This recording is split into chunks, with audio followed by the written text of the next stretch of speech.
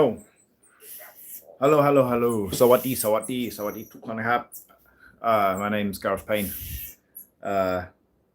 Run a shop in Thailand called Captain's Corner Burgers. I'm a double below knee amputee, paramotor pilot, foot launch, and trike tandem. I'm doing this video. It's going to be live, so it's going to, when people join in, you'll hear me jump a bit. But this is also the story about my life. Some people think my life has been very inspirational. I'm going to tell you about it, and then you can make your own decisions if you think it's inspirational or not. I will actually probably redo the video as a complete video rather than live as well. But so I am an adopted child. My original parents didn't want me. It is what it is. You can, make of it what you want to make of it. I'm adopted. I was given away at the age of 1.5, well, taken away by social services in the UK after they found out I'd been beaten quite badly from my parents. I have the letters and evidence. One of my amazing younger brothers, who I am friends with, if he watches this, I'm sorry, David. I'm just telling a story. Unfortunately, it's a true story. So basically, I had a very rough upbringing. My uncle, who played football England, died of motor neuron. My auntie was a good swimmer. She died with multiple sclerosis. And then I had my awful accident where I lost both my legs. I used to be a boxer, and not a bad boxer. And January 6, 2000, I went out for a run. This run wasn't a long one for somebody like me. I was running 10 miles.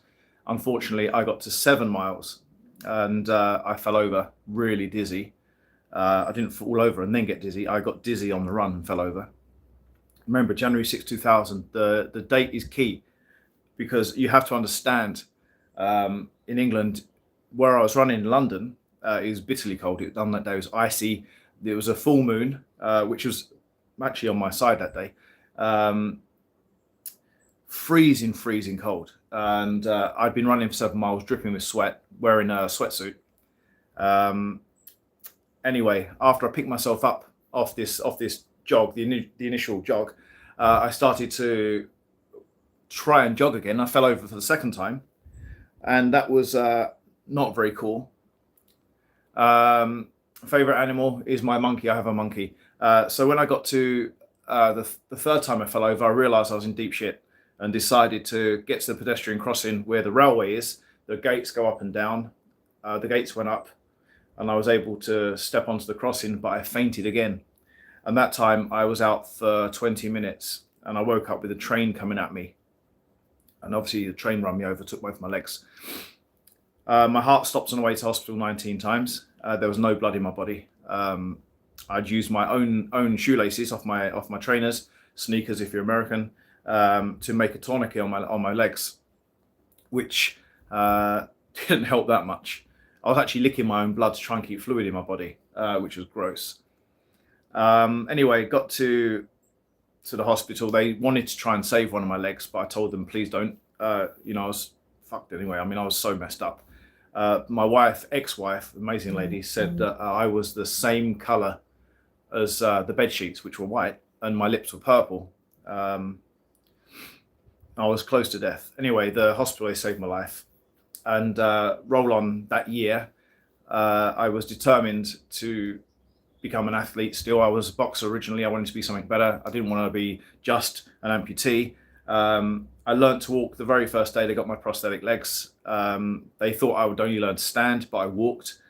They couldn't believe the power I had, the strength in my mind to achieve goals. I started training to run in the same year. I lost my legs. I did wheelchair racing, and I went to a place called the All England Club in Crystal Palace to try and be the world's first double amputee boxer. And I went with my ex-wife, and we had a really good go at it. They put me through hell. They even asked me to skip with 2 false legs, and I did it. And I did it pretty well. And when the trainer got me on the pads and I was getting on the pads and everything with them, I couldn't quite lift my leg over a little crease in the boxing ring, and I tripped over. And that was all they had to go on. That's all they wanted. They needed me to fuck up so they could say, you can't fight. So that's what they said. You can't fight. When I'd done training like you wouldn't believe, for the whole day, they put me through hell. And I was exhausted. 2 amputated legs in the first year. No running for the boxing, just sprint work. Nothing that would help you in a boxing ring. But that one little crease was all they wanted. And they said, no, you cannot fight. So that was that. My career as a fighter, my dream to fight was over. And so as an amputee, cheers, man. Cheers, really appreciate that. So as an amputee, the next step was I was a pilot. I started flying when I was 14 years old with a guy called Malcolm. We always called him Uncle. He's not my uncle, but I've always called him Uncle. And he took me flying, and he let me fly the plane, and I loved it. Anyway, I passed my pilot's license on my 17th birthday. That was my PPL with a hell of a lot of hours. On 18, I got my CPL because I'd already accumulated enough hours for that, and I had to just do my CPL training, and I passed that straight away. And then finally, I was on my ATP, airline transportation pilot. In England, we say ATPL. So in America, I think just call it ATP. So I was fighting to become the world's first double amputee airline pilot, and I went through hell to get there. It was an absolute pig. About 100 letters sent to the medical team to let me test to become a pilot still. Anyway, cut a long story short, in the end, I passed. And I got a restricted medical 1. Very annoying, because the restricted medical at the time was every 6 months. Then they restricted it again to every 3 months. And finally, hey, Dandy's World, hope you're doing well, dude. Sorry, I'm just telling a story about my life, so bear with me. So anyway, I was married to a lady, lovely, lovely woman. I still love her. I love her a lot. Unfortunately, we was not meant to be together after I lost my legs. Wouldn't work out. And I made a decision to move to Thailand because when I lost my legs and I lost my mojo, I didn't lose my nuts, luckily. I was in a bout of depression where I actually hung myself. I couldn't believe that my life was crumbling as quick as it was. I'd done really well. I had a lovely business set up. Family home was lovely. It's a really big house. And we had everything you wanted, but I didn't have what I wanted, which wasn't about my legs. I wasn't me. The person that I grew up being, this crazy fighter, never let anything beat me, and then I was hanging myself. I realized how screwed up I'd become. Anyway, I got myself back out of depression, decided that I had to leave the world of the United Kingdom behind. I had to leave England behind. I had to restart my life again. There was absolutely no chance in the world I was going to let a rope defeat me. See, there's one thing I haven't mentioned, which I should. I don't like mentioning it, but from the age of 7 to 11, I was raped. And all of this just accumulated to one hell of a, it totally fucked my head up. It is what it is.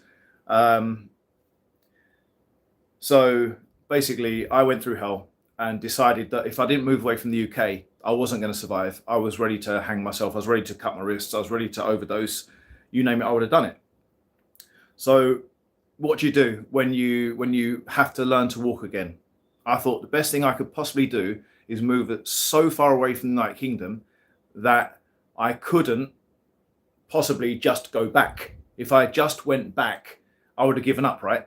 I had to really push myself. So I moved myself to Thailand, Bangkok, Thailand, and tried to reinvent myself. And I've been here now 22 years, so I definitely did reinvent myself. I learned to walk like a baby, so I did that. And I learned to read and write Thai, which is a different alphabet. So I learned to do that like a child. And I learned to speak Thai fluently. So basically, it was like being reborn again. I moved to a country where I knew nothing. I was nothing. I became fuck all. It was perfect for me. I was an absolute nothing. And Norman, who's talking on here, will tell you how famous I am in Thailand now.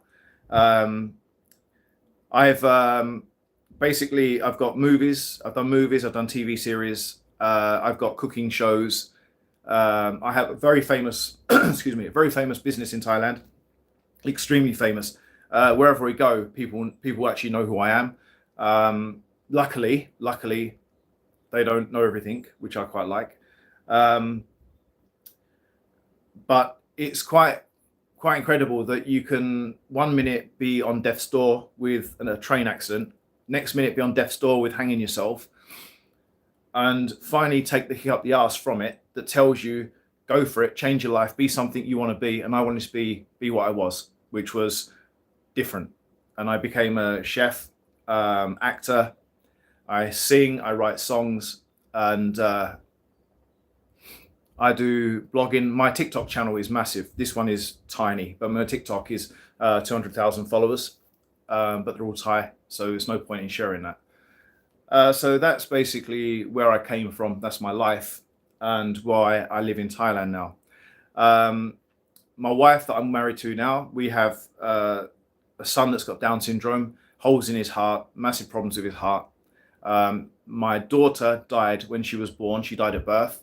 So you can see we've had a real rough time.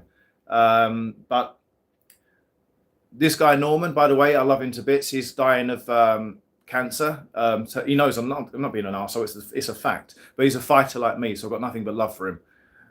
He never quits, and that's why I respect people. He flies it. Some of my videos, you'll see him flying with me in the paramotors. So that's what basically that's why I turn my life around, from one thing to another thing. And the reason I'm telling the story is because people come on my channel and they've got no idea about me. They only know that I like to piss around, I like to joke, but actually deep down there is a reasonable human being behind all the silly jokes. And yeah, so I'm on my way to that shop now, which I'll be doing a live at too. I have a burger shop. We sell around 300 to 400 burgers a day, every single one made by hand, my own recipe. And we got chicken wings and stuff like that. And yeah, so that's my life. That's my story. And if you get a chance to watch this video after it's gone live, thank you for watching it to the end. If you haven't watched it, I don't know. I can't tell. But it's not a bad video, I think, to let people know about my life. You know, cheers, Joe. Nice of you. Thank you. This video telling a story about my life, Joe. So if you ever get a chance to watch it, it'll be in the lives. It'll be loaded as well, so you can watch it. So it's not a bad video, this one. Anyway, peace out to everyone. I need to get to my shop. I've got to go sell some burgers, and wish everybody a wonderful day. Nothing but respect and love from me. And you know, I always want to be attacked. I love the attacking stuff. So you can do that to me, and I'll always give it back with, and I know it's only humor. It's only the internet. So I never take offense to stuff. But I got to go as well. Have a good sleep, Joe. Norman, I'll see you at the shop in a bit. And peace out to everybody. Sawadee nakab. Always got a review video. Let's see what they said. Hang on. Yeah. Okay. There you go. See you later, wanker. Take care, guys.